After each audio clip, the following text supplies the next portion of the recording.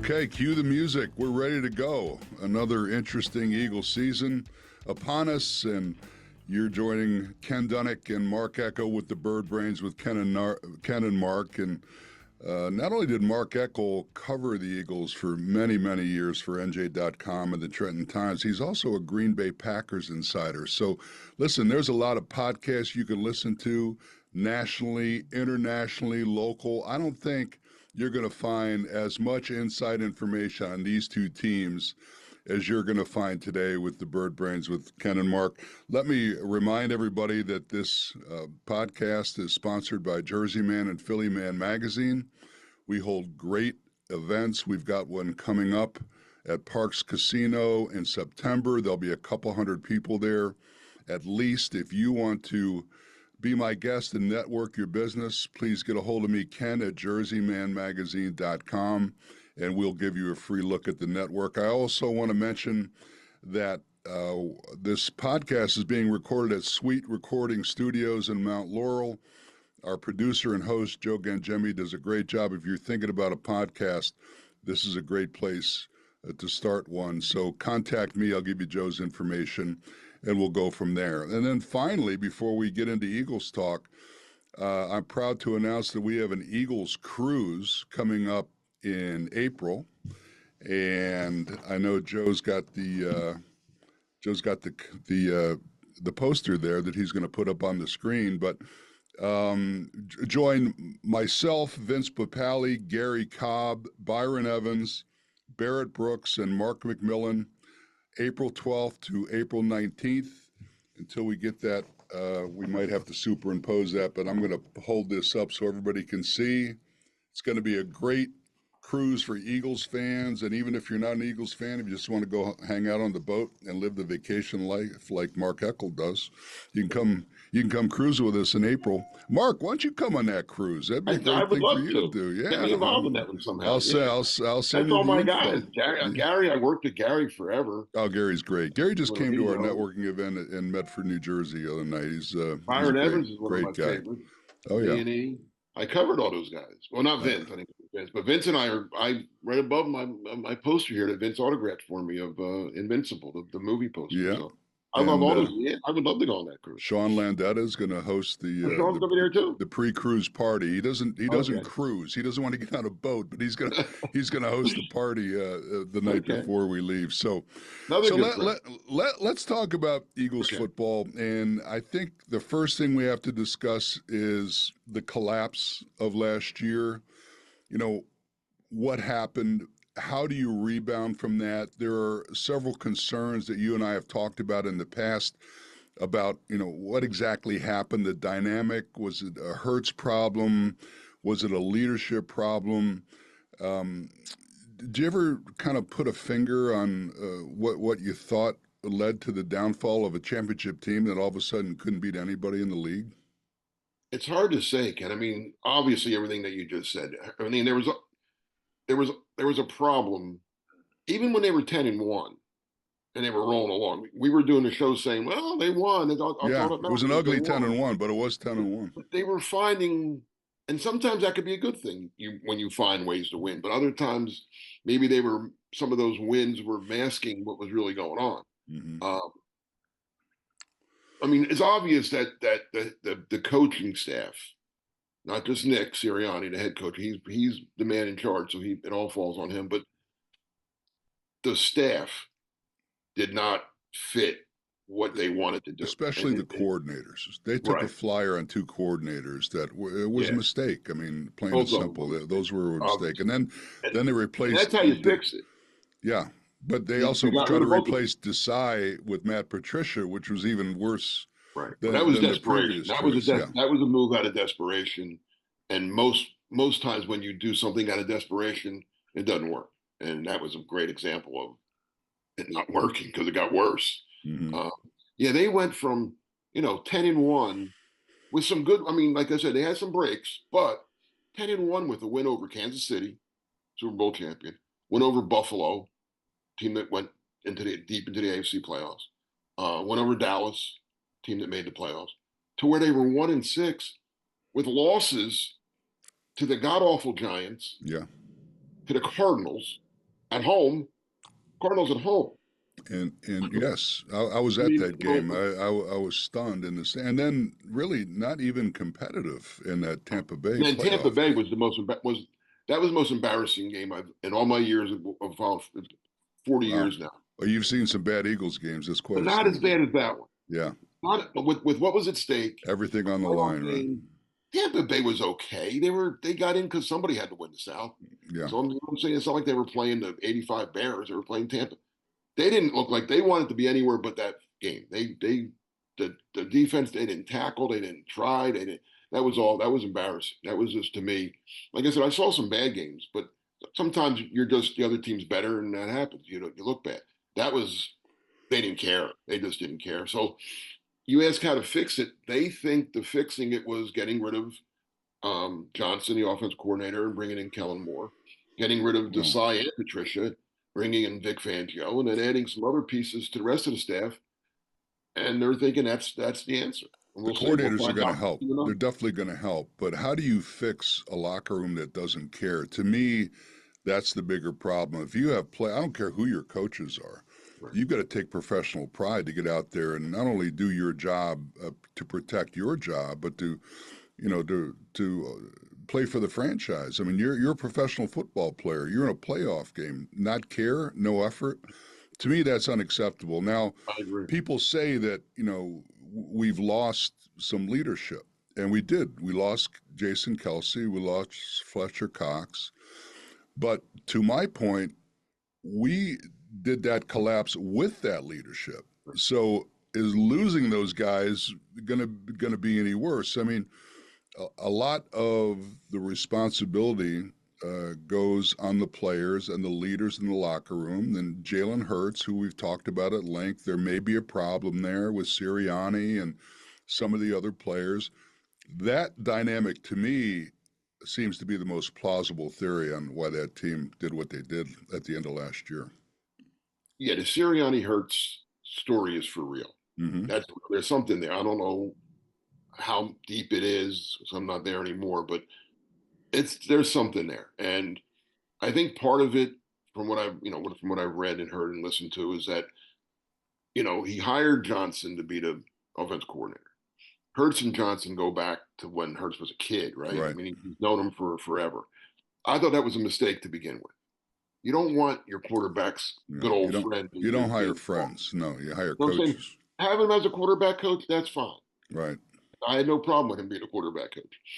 And from what I'm told, this guy, he may be a very good coordinator someday, somewhere else, without because he was stuck in the middle. And then it really was Sirianni running the offense anyway.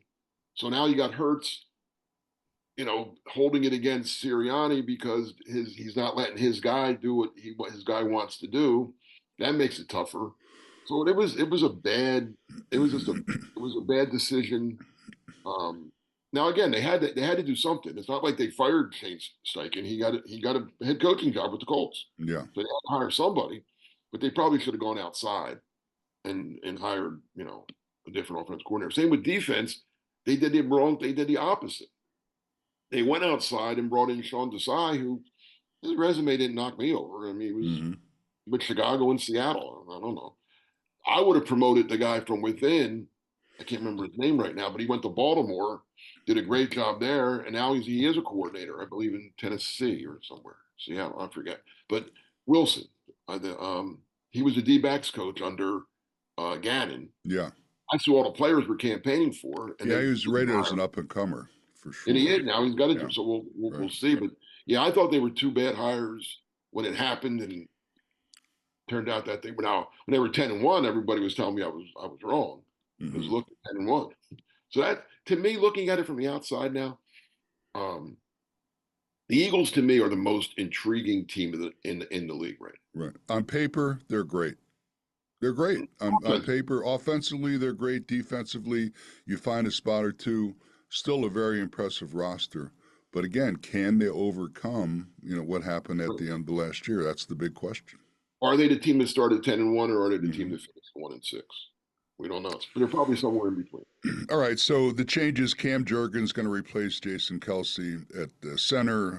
Of course, Jordan Davis is now going to step up and try to replace Fletcher Cox at defensive tackle. Um, One of the big things about this game, and let me also say that James Bradbury, who they were going to try to move the safety, who I don't think was going to make the team anyway, because they're pretty packed at safety, he's out for 6 to 8 weeks. The good news is for that is I believe that through a quirk they had kept him on the original 53-man roster.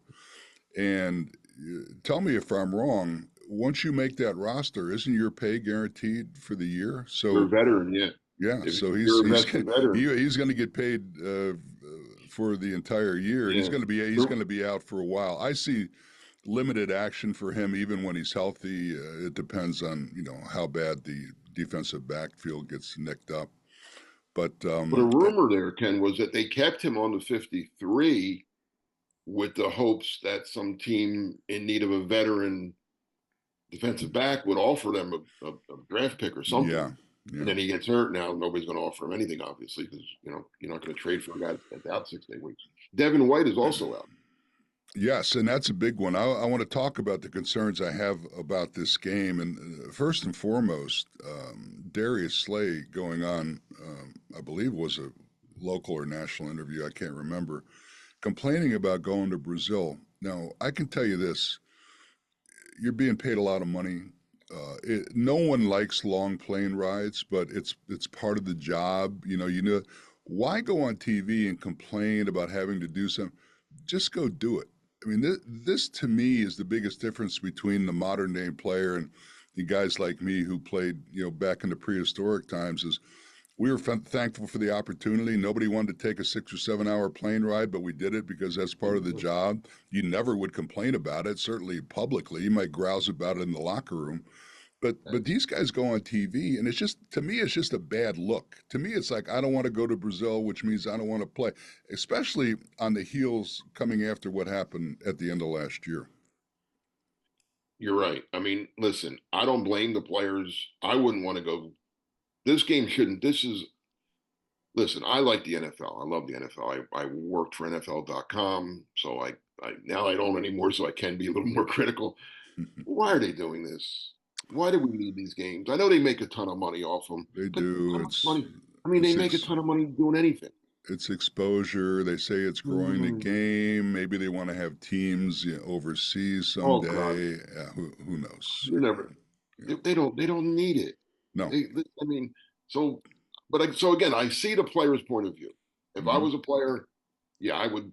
I'd complain to the guy next to me in the locker Right. room.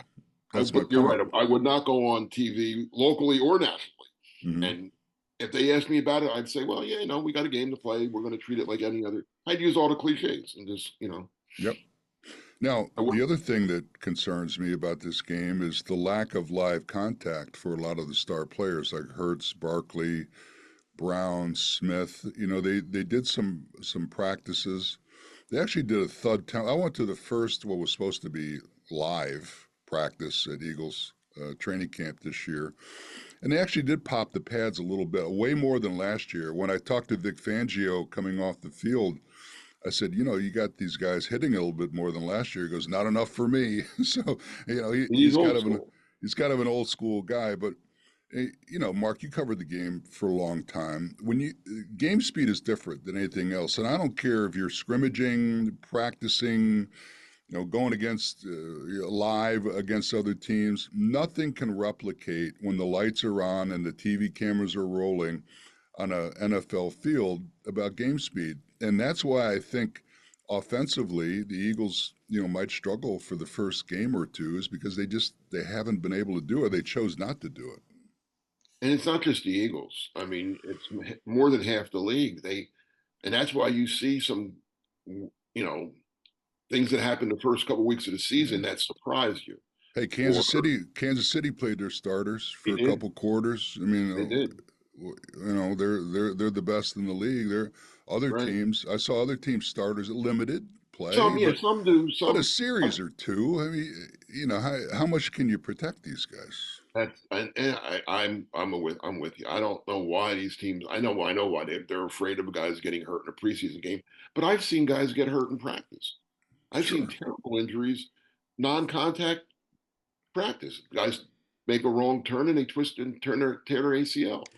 And Do you, you've seen it, I'm sure, as well, or maybe you've gotten hurt in practice. But so yeah, you have to. It's why teams start slowly sometimes because the first couple of weeks of the season are really like their preseason games because they didn't play any preseason games. exactly. Yeah, I it's mean, concerning. it, yeah, it's and especially the Eagles with we just said they have two new coordinators, which they have two new systems. Vic Fangio's system is not the same as Totally what they different. had last year.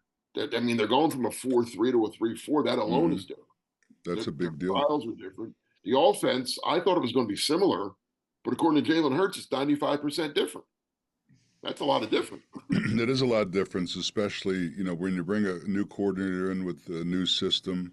Now, to Hurts's credit, he's been there. He's been there in the off season, going Yeah. through all the OTAs. I mean, he's put in the time, and that to me is encouraging.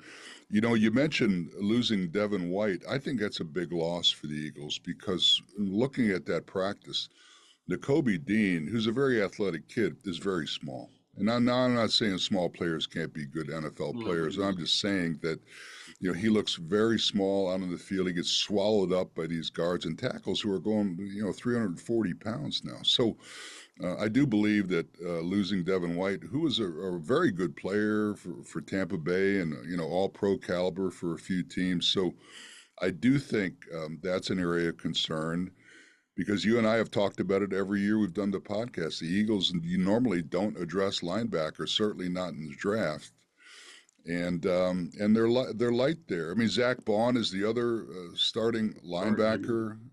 He's backed up by Jeremiah Trotter, who you and I both agree is not his dad. Totally different play. He's slender. He's more of a special teams guy. So the Eagles again look like they may be light at linebacker for another year, and it's just the way they do business. Yeah, I'm concerned about the defense, to be honest with you. The offense is fine. The offense is going to score points. I mean, as long as Hurts is right and stays I healthy. mean, as long as they can pick up a blitz Well, this that year, too. That'll help. But I mean, they have weapons. Brown and Smith are, if they're not the best 1-2 in the league, they're right they're there right with up there. Miami. They're right up Miami's there. very good too with Yep. with Hill and Waddle. Waddle. Yep. Barkley, if he can stay healthy, that's been his problem with the Giants. He rarely played a full season, missed a whole season one year. But they gave him a ton of money um, to lead the running game. The Dallas Goedert's good tight end. I mean, the offense. If the offense doesn't produce, then there's some. Then I got to look at Kellen Moore. Or I got to look at offensive schemes and things like that because there's no reason for the offense not to be good. Now, defensively, like you said, the linebackers, I'm not crazy about. I'm not. I'm skeptical about the pass rush. Where's that coming? You lose Hassan Reddick. You replace him with Bryce Huff, who's a relatively small player on the edge, and on the other edge you got Josh Sweat, who I thought That's nothing. regressed last Yeah, year. he did. You're right. He has to. Well, they all did. Everybody regressed. Yeah. Sweat's got to bring it back to what he was before that. But you lost Fletcher Cox. Jordan Davis is not a pass rusher. No. He's a big body. He's a big body. He can plug a couple holes, but no, he's not going to get any He's a run pressure on the stuffer. quarterback. He's a two-down player. So I don't know where it's got it Huff and Sweat, and then you got Brandon Graham as a backup. But let's be honest, his best days are behind him. Yeah. So yeah, I mean, what the year they went to the Super Bowl, the pass rush was great. I believe they set a record for sacks that year. So, and as you know, to me, a defense is only as good as its pass rush because it makes if you're getting pressure on a quarterback, it makes the secondary that much better because they don't have to cover as long. So it's going to be interesting to see. And now again, maybe Huff is better than we realize, and he turns in a 15 sack season, and I'll say, okay, that's where it's coming from him. And So at the corner, you've got Darius Slay returning, who I thought had a drop off last year He's getting older. personally. He's getting a little older. Isaiah Rogers comes in as a free agent pickup and looks promising at the other corner. Yeah, the rookie. Quinyon Yeah, Mitchell, the rookie, is going to play the nickel corner, and he's getting high reviews from the coaches. The Eagles he's got gonna play. they got C.J. Gardner Johnson back, who's going to start at one of the safety positions along with Reed Blankenship. Some of the exciting additions that I think to this team, Johnny Wilson, 6'6" receiver out of Florida State. He's going to present a problem. That practice I was looking at, they were throwing him fades up in the corner, and nobody could reach him. He looks like Harold I Carmichael was out just gonna there. say, he Yeah, remind you of the guy and that you it's never funny. really Harold liked? Carmichael is the guy that found Johnny Wilson on tape because for whatever reason, the Eagles asked Harold to look at college film to find tall wide receivers. And Carmichael sees this kid at Florida State. Apparently, I'm sure the Eagles knew about him to some extent, but apparently he pointed the finger in that direction and works out. And Johnny Wilson, I think, is going to be a factor, especially when you got Brown and Smith on the outside, taking up a lot of the great cover guys for the other teams. And then Cooper DeJean, is it DeJean or Dejean? How do you pronounce The that? G. I think it's DeJean, the G. okay. So I Yeah. stood next to him. He was actually with his family on the sideline at the Eagles preseason game against Minnesota, and I was near him. He's very small. I mean, he might be 6 foot at the most. He might be 200 pounds at the most. Very athletic kid. I don't know if you've seen the video of him playing basketball, but Yeah. he could dunk it every which way, but loose at 6 foot. That's pretty good hops. But I think they've got him listed as the backup a nickel corner, which kind of surprised me because I guess Avante Maddox and Tristan McCullum are taking the backup safety spots. I thought DeJean was more of a safety than a corner, Oh, but see that he was split when coming out of this past draft. I talked to a couple different scouts from different teams about the draft when I do my draft previews and stuff. Some teams said if we take him, he's playing safety.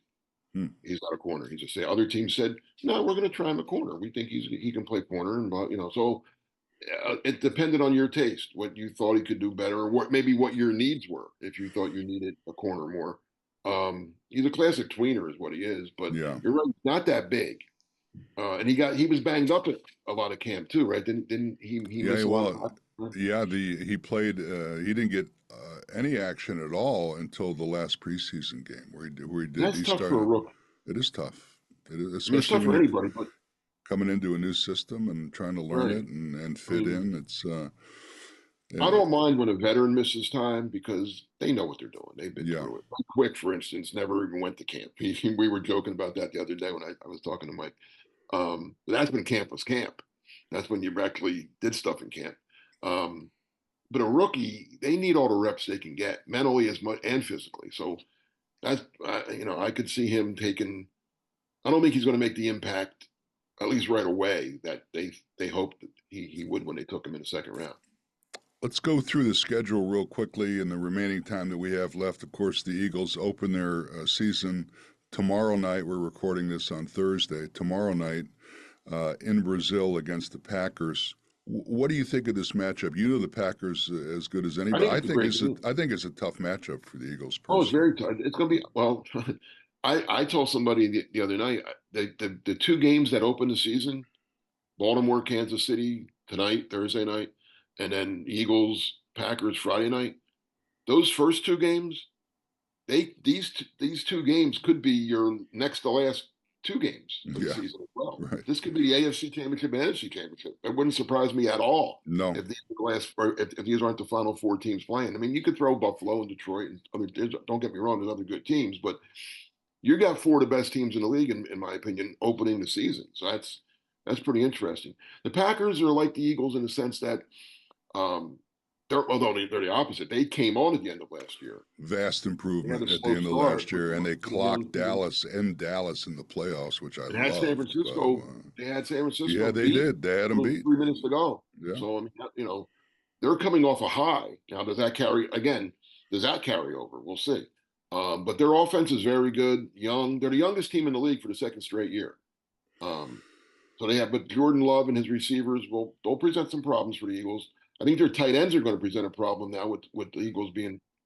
I don't think Nakobe Dean's going to be able to cover 6'5" Yeah. Luke Musgrave. I mean, they're going to have to do something different there. But the Packer defense has a new coordinator. They fired their guy Joe Barry and hired Jeff Hafley, who was the head coach at Boston College. Mm. Prior to that, he was defense coordinator at Ohio State. Now he's switching from a 3-4 that the Packers played for years to a 4-3, and he's going from a bend but don't break style defense that they used to play to a attack, attack, attack. So you mentioned can the Eagles handle the blitz? Well, they're going to find out right away because I expect the Packers to run a lot of stunts and blitzes, and that's what they're going to do anyway. One thing I know, they'll be more prepared to handle the blitz because they were the worst prepared team for the blitz I've ever seen in all the years I've been watching the NFL last year. Quickly run down the rest of the games. Atlanta at Philadelphia in week 2. I think Atlanta's an improved team. I think that could be a competitive game. Then they're at the Saints. Saints are always tough in New Orleans. They're at the Bucks, revenge game maybe for the playoff loss. Maybe.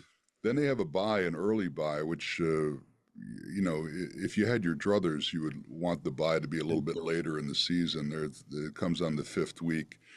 Then they play home against the Browns. Browns are a pretty good team. I could see that being a problem. At the Giants. Depends on Deshaun Watson. If he's back to being Deshaun Watson, then the Browns are real good. At the Giants, NFC East opponent on the road. At the Bengals, a very tough matchup. That's a real tough game. I saw Jacksonville play in the preseason this year. They look very good on both sides of the ball. Is that home? I do believe that the return of Doug Peterson is going to fire up some of their guys. Then they play at Dallas, tough. Washington at the Rams, tough matchup. At the Ravens, tough matchup. Okay. Now, the one thing, the following week they play the Panthers at home. That better be a win, otherwise we got big problems. Right. But then we're home against the Steelers. We're at Washington, home against Dallas, and then finish the season against the Giants.